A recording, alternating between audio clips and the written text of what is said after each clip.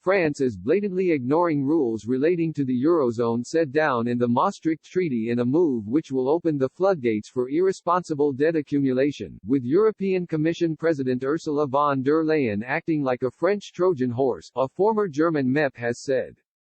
Hans-Olaf Henkel was speaking after financial analysts said alarm bells should be going off at the European Central Bank as a result of increasing numbers of coronavirus cases which they said represented a risk to the monetary union of countries which have adopted the euro.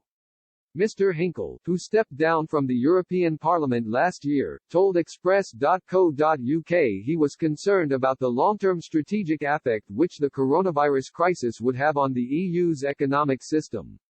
He explained, "It is alarming if the French State Secretary for European Affairs, Monsieur Clement Beaune, now officially suggests that the stability criteria, agreed upon by all participants of the euro system when the common currency was introduced, now demands that they be dropped."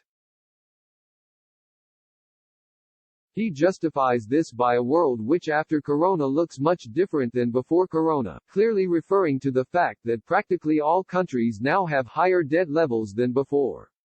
However, one should not forget that the EU state debt level before Corona was already 86% of GDP, far beyond the agreed-upon level of 60%.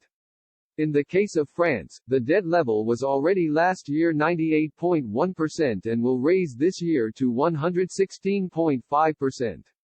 Referring to the landmark 1992 treaty which set down the convergence criteria for euro membership, Mr. Henkel added, Jean-Claude Juncker, the previous president of the European Commission, never criticized France for this blatant violation of the Maastricht Treaty because it is France. As such, the corona crisis is now being used as a pretext to destroy the foundation of the common currency, fulfilling a dream of French politicians from the very beginning.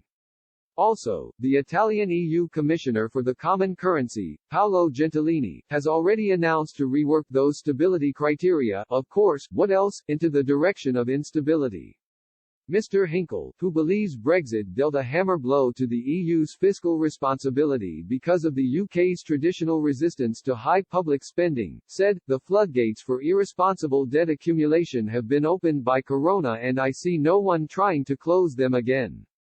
Turning his attention to the EU's nominal leader, Mr. Henkel said, "Also the new president of the European Commission, Ms. von der Leyen, will not stop this trend.